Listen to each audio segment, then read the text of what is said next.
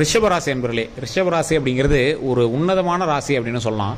இந்த ரிஷபராசியை பொறுத்த வரைக்கும் கல்வி ரீதியான விஷயங்கள், தொழில் ரீதியான விஷயங்கள் ரொம்பவே கவனமாக இருக்கணும். கடந்த ஒவ்வொரு ராசி நீங்கள் வந்து தாண்டி வந்துகிட்டே இருக்கும் ஒவ்வொரு கிரக பயிற்சிகள். சார் சிக்கலை மட்டும் தான் சார் சந்திச்சிருக்கோம், கஷ்டங்களை மட்டும் தான் சந்திச்சிருக்கோம் அப்படிங்கிறவங்களுக்கு ஒரு விடிவு காலம் பிறக்கக்கூடிய ஒரு ராசியாகவும் அமையுது. இந்த ரிஷபராசி பொறுத்த வரைக்கும் கூட இருக்கிற ராசியை பொறுத்த இது அதிகமாகவே வேலை செய்யுங்க.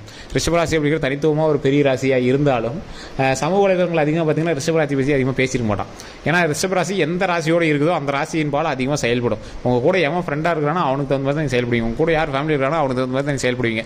யாரோட கண்ட்ரோல்லையாவது நீங்கள் கண்டிப்பாக இருப்பீங்க. உங்களோட தாய் தந்தையரோ உங்களோட கணவன் மனைவியோ யார் கூட நீங்கள் இருக்கீங்களோ அவங்களோட கண்ட்ரோலில் நீங்கள் வந்துருப்பீங்க. அந்த மாதிரி ராசி தான் இந்த ரிஷபராசி.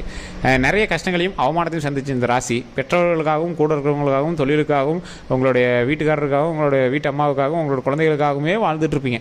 லைஃப் லாங் ஃபேமிலிக்காகவே வாழக்கூடிய ஒரு ராசியாக இந்த ராசி அமைஞ்சிட்டு இருக்கும். இந்த ராசிக்கு வரக்கூடிய நாட்கள் எப்படி இருக்கும்போது பல கஷ்டங்களை தாண்டி இவர்கள் வந்து முன்னேறி வந்துட்டு இருக்கக்கூடிய இந்த ராசியாக இருந்தது. அப்படிங்கிற பட்சத்தில் இவங்க என்னெல்லாம் பண்ணால் அந்த கஷ்டத்துலேருந்து வெளியே வரலாம் அப்படிங்கிறதா இந்த வீடியோ. நிறைய பேர் தனித்துவமான ஜோதிடரை பார்க்கணும் அப்படின்னு ஆசைப்படுவீங்க. கீழே கான்டாக்ட் நம்பர் டீட்டெயில்ஸ் கொடுத்துருக்கேன். கண்டிப்பாக ஃபோன் பண்ணி அவங்ககிட்ட கேளுங்க. உங்களுடைய பிரச்சனைகள் எதுவாக இருந்தாலும் ஃபோன் மூலமாகவே வந்து உங்களுக்கு சொல்யூஷன் கிடைக்கும்.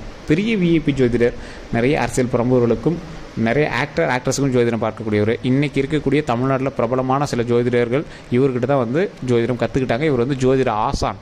ஸோ கண்டிப்பாக நீங்கள் வந்து பயப்படாமல் நீங்கள் வந்து ஃபோன் பண்ணி ஃபோன் மூலமாக உங்களோட ப்ராப்ளத்தை நீங்கள் வந்து சால்வ் பண்ணிக்கலாம். ஸோ அவரோட கான்டாக்ட் நம்பர் டீட்டெயில்ஸ் கீழே கொடுத்துருக்கேன். ஜஸ்ட் கால் பண்ணி கேட்டு தெரிஞ்சுக்கோங்க. மற்றபடி உங்களுக்கு எந்த கருத்துக்களாக இருந்தாலும் நீங்கள் வந்து கேட்கலாம், ஓப்பனாக கேட்கலாம். சீக்ரெட்டாக அவங்களோட விஷயங்கள் எல்லாமே பண்ணி கொடுப்பாங்க. ஸோ அதை வந்து மறக்காமல் நீங்கள் வந்து ட்ரை பண்ணி பாருங்கள். சரி சார், இப்போ இந்த ரிஷபராசி பற்றி தெரிஞ்சுக்கலாம். ரிஷபராசி அப்படிங்கிறது ஒரு தனித்துவமான ராசி அப்படின்னு சொல்லலாம். சார் எல்லா யூடியூப்லேயும் ஓப்பன் பண்ணோம்னா எல்லா ராசியும் ஹைலைட்டாக அடிக்கிறாங்க சார், ஆனால் ரிஷபராசி பற்றி பெருசாக சொல்ல மாட்டேங்கிறாங்க. ஒருவேளை ரிஷபராசிக்கு எந்த பிரச்சனையும் இல்லைன்னு அவங்களும் நினச்சிக்கிறாங்களோ அப்படிம்பாங்க. ரிஷபராசிக்கு பிரச்சனையே இருந்தது அப்படின்னா ரிஷபராசிக்காரன் வெளியே சொல்ல மாட்டான். இதுதான் உண்மை.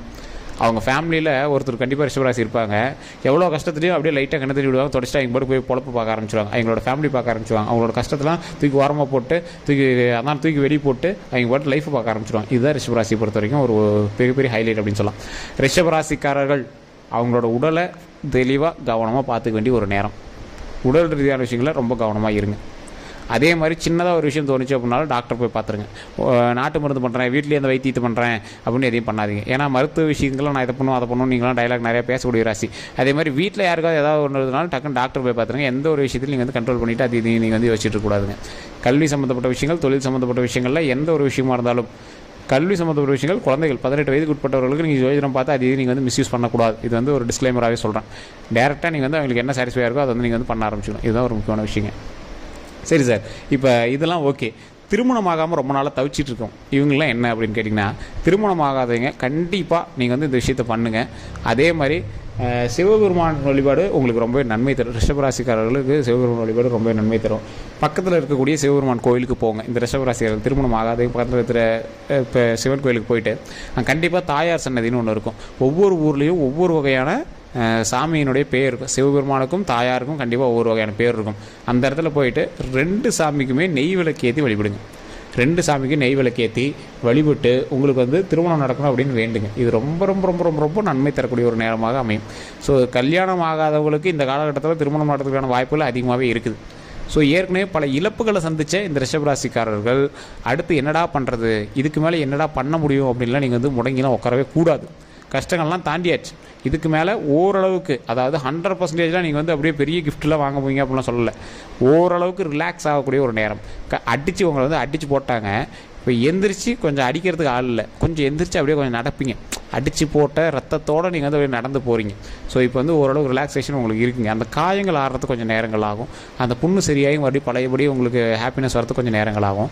ஆனால் இப்போ அடிக்கிறதுக்கு உங்களை தப்பிச்சிட்டிங்க, அடி வாங்கினது வந்து தப்பிச்சிட்டிங்க அப்படின்னு சொல்லலாம். இப்போ இதுக்கு மேலே கொஞ்சம் வெற்றி நடை போடலாங்க. அதனால் நீங்கள் வந்து கவலைப்பட தேவையில்லை. சரி சார், இதெல்லாம் ஓகேங்க. இப்போ இந்த திருமணம் நடக்காதீங்க, அந்த நெய்விளக்கு எது வழிபட்டால் போதுமா அப்படின்னு கேட்டிங்கன்னா, அந்த திருமணத்திற்கு அந்த விஷயம் போதுமானது. குழந்தை பாக்கியம் இல்லாதவர்கள் முருகர் வழிபாடு கண்டிப்பாக தேவை. அதே மாதிரி குழந்தை பாக்கியம் இல்லாதவர்கள் எல்லா ராசினருக்கும் நான் சொல்கிறேன் கேட்டுக்கோங்க. குழந்தை பாக்கியம் இல்லாதவங்க கண்டிப்பாக குலதெய்வ வழிபாடு பண்ணிவிட்டு உங்களோட சிவன் ஆலயத்துலையோ இல்லை வேறு எந்த ஆலயத்துலையோ பாருங்கள், இறந்தவங்களுக்காக ஒரு கோவில் இருக்கும். சிவன் ஆலயம் அப்படின்னா பள்ளிப்படை கோவிலான்னு பார்த்துக்கோங்க. பள்ளிப்படை கோவிலில் போய் வழிபட்டிங்கன்னா ஆட்டோமேட்டிக்காக குழந்தை பாக்கியம் கிடைக்கும். அப்படி இல்லை சார், இந்த மாதிரி யார் இறந்தவங்கலாம் கோவில் கட்டி நாங்கள் பார்த்ததில்லை கிடைக்கிறதில்ல அப்படின்னா அங்காள பரமேஸ்வரி கோயில், பெரியாண்டிச்சம்மன் கோயில், அங்காள பரமேஸ்வரி கோயில்னு கிடைக்கும். அந்த கோயிலெலாம் போனீங்க அப்படின்னா கண்டிப்பாக குழந்தை வரம் கண்டிப்பாக கிடைக்குங்க. குழந்தை இல்லாதவங்க கண்டிப்பாக அதை பண்ணுங்கள். ஒரு மிகப்பெரிய சாப விமோச்சனம் தரக்கூடிய இடம் அப்படின்னு சொல்லலாம். இறந்தவர்களை வணங்கக்கூடிய தெய்வத்துக்கிட்ட போய் நீங்கள் குழந்தை வரம் கேட்டிங்கன்னா கண்டிப்பாக கிடைக்கும். இது எல்லா ராசினரும் எழுதி வச்சுக்கோங்க. இது கண்டிப்பாக ஒரு சூப்பரான ஒரு விஷயம். அதே மாதிரி நீங்கள் வந்து குழந்தை வரத்துக்காக வெயிட் பண்ணிட்டீங்கன்னா இந்த விஷயத்தை பண்ணிவிட்டு ஒரு 4-5 பேருக்கு உணவு வழங்குங்க. டெய்லியோ இல்லை வாரத்துக்கு ஒரு டைமோ மாதத்துக்கு ஒரு டைமோ 4-5 பேர் அவங்க கையில் நீங்கள் வந்து கையிலேயே சாப்பாடே படாமலாம் கடையில் வாங்கி அப்படியே கொடுத்துட்டு அது பண்ணாதீங்க. அது ஒரு வகையில் புண்ணியம் தான். இருந்தாலும் உங்கள் கைப்பட தயிர் சோறோ எலுமிச்சை சோறோ ஏதோ ஒன்று கலரி அதை அவங்க கையில் கொடுத்து அவங்க சாப்பிட்றதை பார்த்துட்டு வாங்க. அது ரொம்ப ரொம்ப ரொம்ப ரொம்ப நல்லது. நீங்கள் பணமாக கொடுத்து ஒரு பெரிய 1000 பேருக்கு சாப்பாடு போடுறோம் சார், ஓகே பண்ணலாம், தப்பே கிடையாது. அவங்களோட வயிறு நிறையிட்டு தப்பே கிடையாது. ஆனால் உங்களோட கைப்பட நீங்கள் செஞ்சு கொடுக்குற அளவுக்கு அது வந்து சாட்டிஸ்ஃபையாக இருக்காது. நீங்கள் வந்து செஞ்சு கொடுத்து அவங்களோட கைப்பட அவங்க வந்து சாப்பிட்றத நீங்கள் பார்த்துட்டு வந்தீங்க அப்படின்னா மிகப்பெரிய நன்மை நடக்கும். அதே மாதிரி இந்த ரிஷபராசிக்காரர்களை பொறுத்த வரைக்கும் நிறைய பேருக்கு நன்மை செய்து ஓய்ந்து குடும்பத்தினரிடம் வந்து பல துரோகத்தை சந்தித்த ஒரு ராசி இந்த ரிஷபராசி. அதெல்லாம் தூக்கி போட்டுருங்க. இதுக்கு மேலாம் அவங்களே உங்களை நம்பி காலில் விழுவாங்க. அந்த மாதிரி ஒரு நேரமாக இருக்கும். ஆனால் என்ன தான் பண்ணுறது, பழைய அளவுக்கு ஒரு கெத்து கிடைக்கலையே, பழைய அளவுக்கு ஃபினான்ஷியல் ஸ்டேட்டஸ் கிடைக்கலையே அப்படிங்கிறவங்களாம் கொஞ்சம் பொறுத்து தாங்க போகணும். ஏன் அப்படின்னு கேட்டிங்கன்னா இந்த காலகட்டம் அப்படி. இந்த காலகட்டத்தில் நீங்கள் கொஞ்சம் இறங்கி போகிறதுக்கான ஒரு காலகட்டமாக தான் இருக்குது. என்ன பண்ணுறது, எப்படி சொல்கிறது, அன்பே சிவத்தில் அடிச்சுட்டு இவர் கமலஹாசன் வந்து வரல, போங்க போங்க உங்களை பாவம்னு சும்மா விட்றேன், அப்படி தான் நீங்கள் வந்து போய் ஆகணும். ஸோ இந்த மாதிரி ஒரு காலகட்டத்தில் நீங்கள் வந்துருக்கீங்க. அதெல்லாம் மைண்டில் வச்சுக்காதீங்க. உங்களுக்கு வந்து இதற்கு மேலே நீங்கள் வாழணும், உங்களுடைய பிரச்சனைகள் தீரணும், நம்மளோட பிரச்சனை தீரணும், நம்ம வம்சம் வளர்ந்து வரணும், இதுதான் நமக்கு முக்கியம் அப்படிங்கிற ஸ்டேஜுக்கு வாங்க. அதே மாதிரி தொழில் சம்மந்தப்பட்ட விஷயத்தில் அதிக ஆடம்பர செலவுகள் கூடவே கூடாது. இடமாற்றத்துக்கான வாய்ப்புகள் வந்து உங்களுக்கு இருக்கிறதுக்கான வாய்ப்புகள் இருக்குது. ஸோ அதனால் அந்த இடத்துல கொஞ்சம் கவனமாக இது பண்ணுங்கள். தொழில் செய்யக்கூடிய இடத்துல போட்டி பொறாமைகள் அதிகமாக இருக்கிறதுக்கான வாய்ப்புகள் இருக்குது. அதன் மூலமாக சின்ன சின்ன பிரச்சனைகள் நீங்கள் வந்து சந்திக்கிறதுக்கான நேரமும் இருக்குது. அந்த பிரச்சனைகள் வந்து நீங்கள் வெளியே வரணும் அப்படின்னா போட்டி பொறாமைகள் இருக்கக்கூடிய இடத்துல ஃப்ரெண்ட்லியாக போயிடணும். ஸோ அதுதான் உங்களுக்கு செட் ஆகும். உங்கள் நண்பர்கள் வட்டாரம் அதிகம், ஆண்களாக இருந்தால் பெண்களாக இருந்தால் ஒரு மாதிரியும், ஆண்களாக இருந்தால் ஒரு மாதிரியும் உங்களுக்கு வந்து இருக்கும். ஏதோ ஒரு வகையில் ஈர்க்கப்படுவீங்க. குரல்னாலேயோ அழகுனாலேயோ பேசுகிற திறமையினாலேயோ ஏதோ ஒரு வகையில் ஈர்க்கப்படுவீங்க. உங்களுக்கு டேரக்ட் ஃப்ரெண்ட்ஸோட சீக்ரெட் ஃப்ரெண்ட்ஸ் அதிகம். உங்களுக்கு நிறைய இடத்துல சீக்ரெட் ஃப்ரெண்ட்ஸ் தான் ரொம்பவே அதிகமாக இருப்பாங்க. இந்த மாதிரி விஷயத்தில் நீங்கள் இருக்கீங்க அப்படிங்கிற பட்சத்தில் ஆண்களாக இருந்தால் பெண்களாக இருக்கீங்க அப்படின்னா, பெண்களாக இருந்தால் ஆண்களாக இருக்கீங்க பார்த்துருக்கீங்க அப்படின்னா அந்த விஷயத்தில் கொஞ்சம் ஸ்கிப் பண்ணிக்கிறது பரவாயில்லையாக இருக்கும். அதனால் குடும்பத்தில் சின்ன சின்ன சிக்கல்கள் வரதுக்கு உங்களுக்கு அதிகமான வாய்ப்புகள் இருக்குது. ஸோ அதெல்லாம் கொஞ்சம் நீங்கள் சரி பண்ணிட்டீங்க அப்படின்னாவே போதுமானதுங்க.